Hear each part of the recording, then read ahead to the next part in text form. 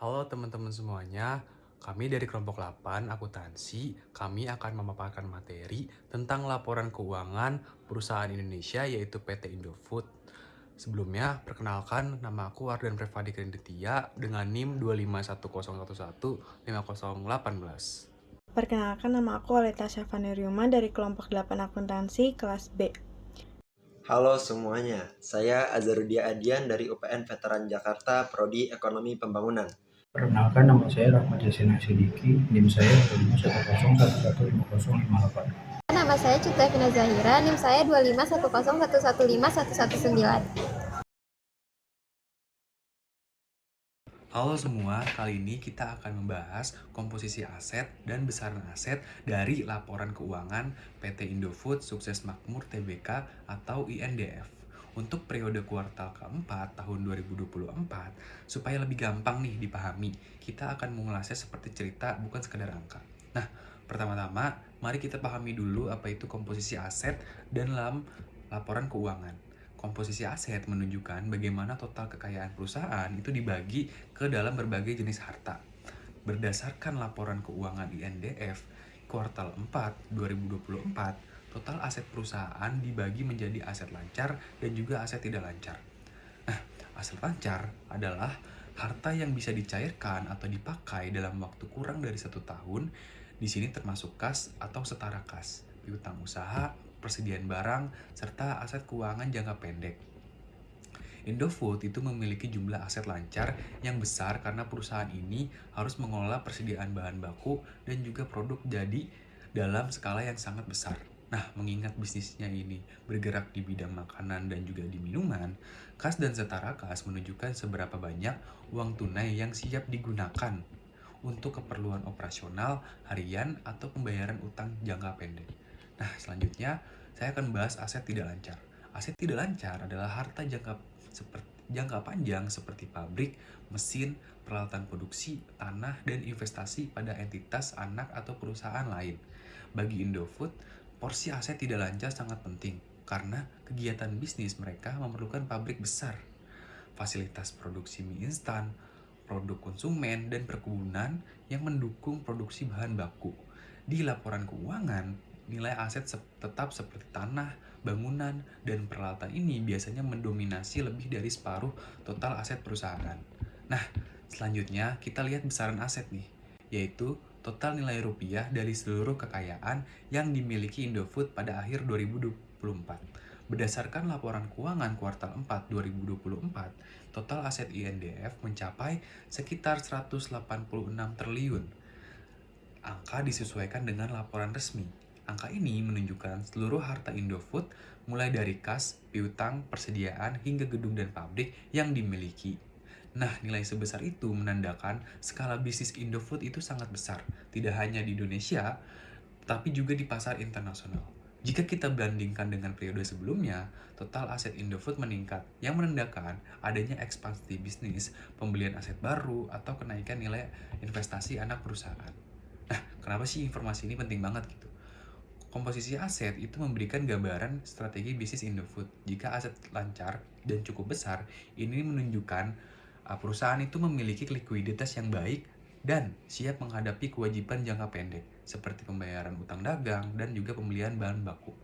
Jika aset tetap dan investasi jangka panjang mendominasi, ini menunjukkan Indofood fokus memperkuat kapasitas produksi dan memperluas bisnis.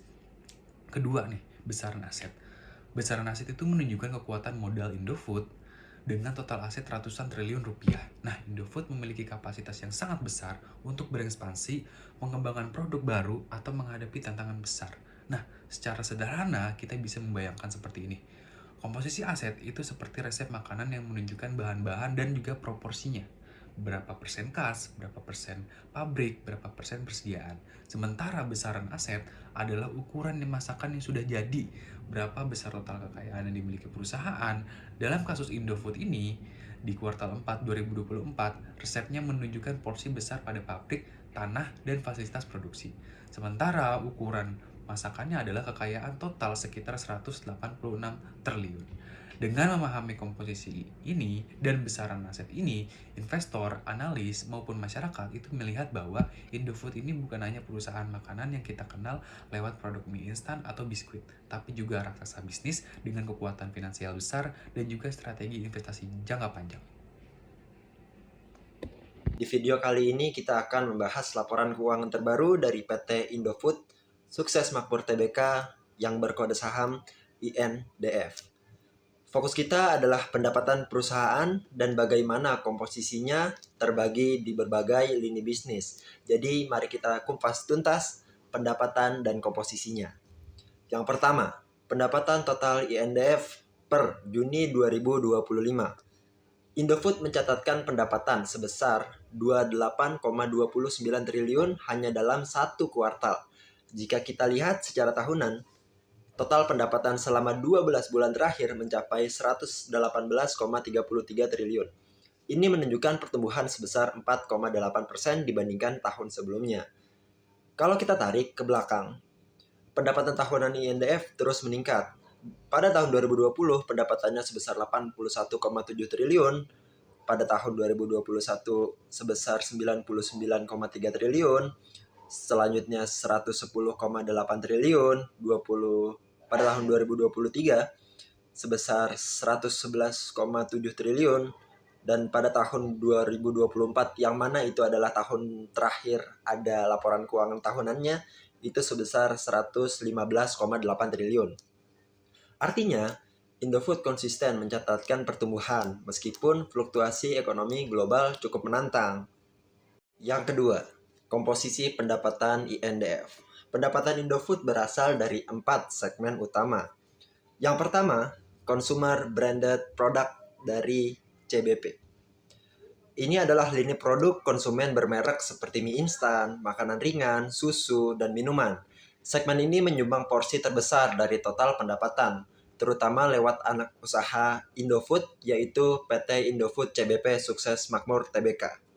Yang kedua, Bogasari. Unit bisnis penggilingan gandum yang menghasilkan tepung terigu dan pasta ini, Bogasari berkontribusi signifikan terhadap pendapatan, terutama dari sektor industri makanan dan rumah tangga. Yang ketiga, agribisnis. Meliputi perkebunan, contohnya perkebunan kelapa sawit, produksi minyak nabati, dan lemak. Segmen ini sangat dipengaruhi oleh harga komoditas global, namun tetap menjadi tulang punggung pendapatan Indofood Sukses Makmur Tbk. Yang keempat, distribusi. Melalui PT Indomarko Adi Prima, Indofood mendistribusikan produknya ke seluruh pelosok di Indonesia.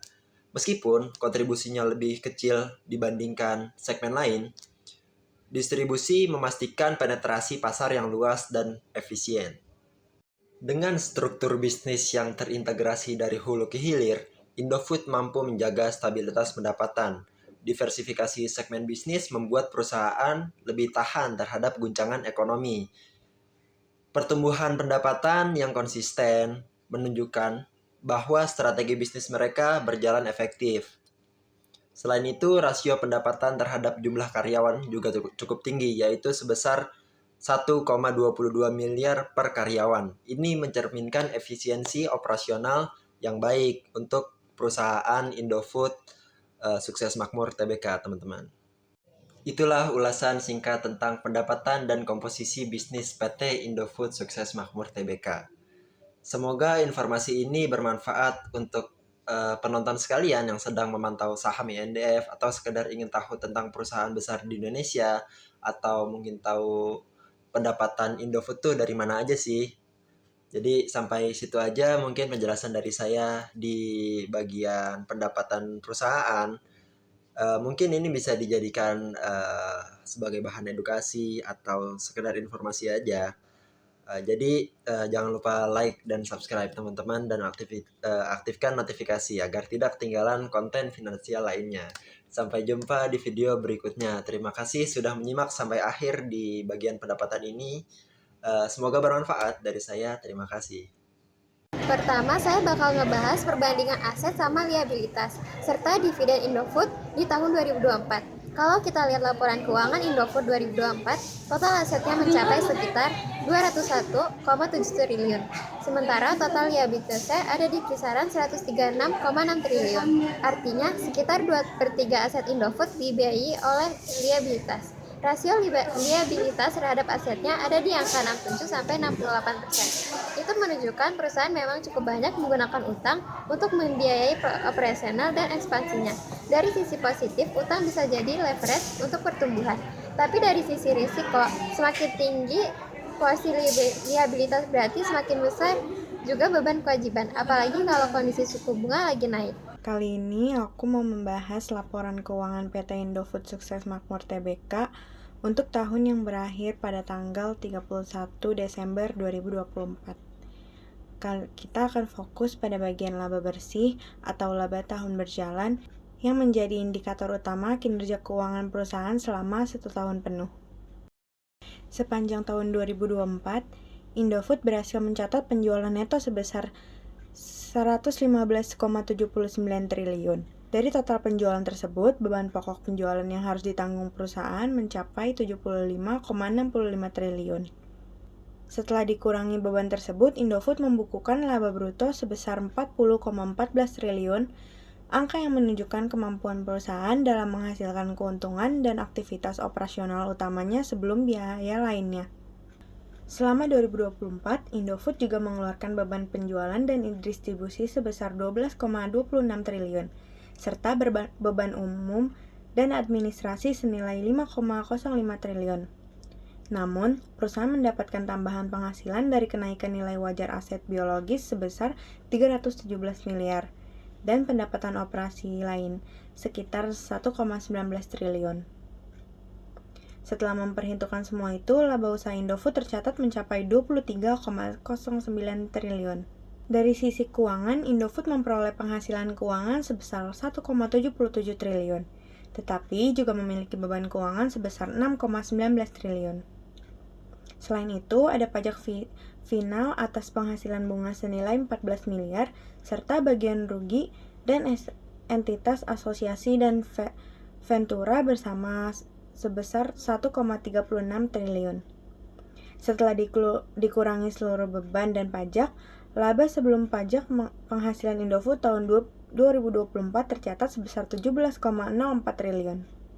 Setelah memperhitungkan beban pajak penghasilan sebesar 3,96 triliun, Indofood berhasil membukukan laba tahun berjalan atau laba bersih sebesar 13,08 triliun.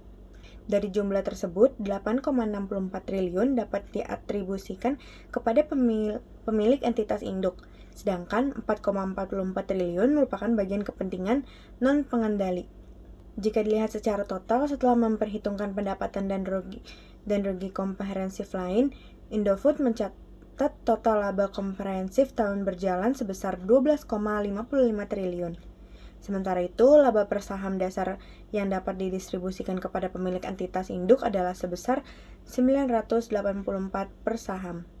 Secara keseluruhan, hasil ini menunjukkan bahwa Indofood tetap mampu menjaga kinerja positifnya di tengah berbagai tantangan ekonomi global. Dengan laba bersih lebih dari 13 triliun, Indofood memperkuat posisinya sebagai salah satu perusahaan makanan dan agribisnis terbesar di Indonesia. Dividen. Sekarang kita lihat kebijakan dividen di Indofood di 2024. Membagikan dividen sekitar 2,3 triliun.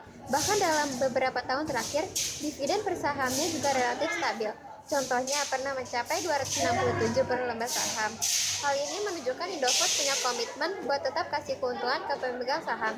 Tapi tentu kita harus lihat apakah pembayaran dividen ini masih seimbang dengan beban liabilitas yang besar tadi. Kalau utangnya makin naik, bisa aja ke depan ruang untuk dividen jadi lebih terbatas. Saya akan membahas tentang modal dari Indofood. Dilihat dari yang saya lampirkan di SS ini, bisa dilihat yang pertama, struktur modal stabil. Tidak ada penerbitan saham baru atau penambahan modal yang disetor. Pertumbuhan ekuitas sepenuhnya berasal dari laba yang ditahan dan selisih kurs. Yang kedua, laba ditahan meningkat signifikan, mencerminkan profitabilitas Indofood masih tinggi. Yang ketiga, nilai aset keuangan turun, terlihat dari penurunan laba, belum direalisasi, dan aset keuangan. Yang keempat, ada berpengaruh positif terhadap ekuitas. atau selisih kurs naik. Yang kelima ada ekuitas pemilik induk tumbuh sebesar 10% dan NGI juga naik menunjukkan kinerja anak usaha juga positif. Ya kita bisa lihat dari sini yang menunjukkan bahwa PT Indofood mengalami kenaikan modal karena adanya laba ditahan. Namun nilai aset keuangan turun dan itu bisa terlihat dari penurunan laba sebelum direalisasikan dari aset keuangan. Tapi KERS ini juga berpengaruh positif terhadap nilai modal karena selisih KERS naik.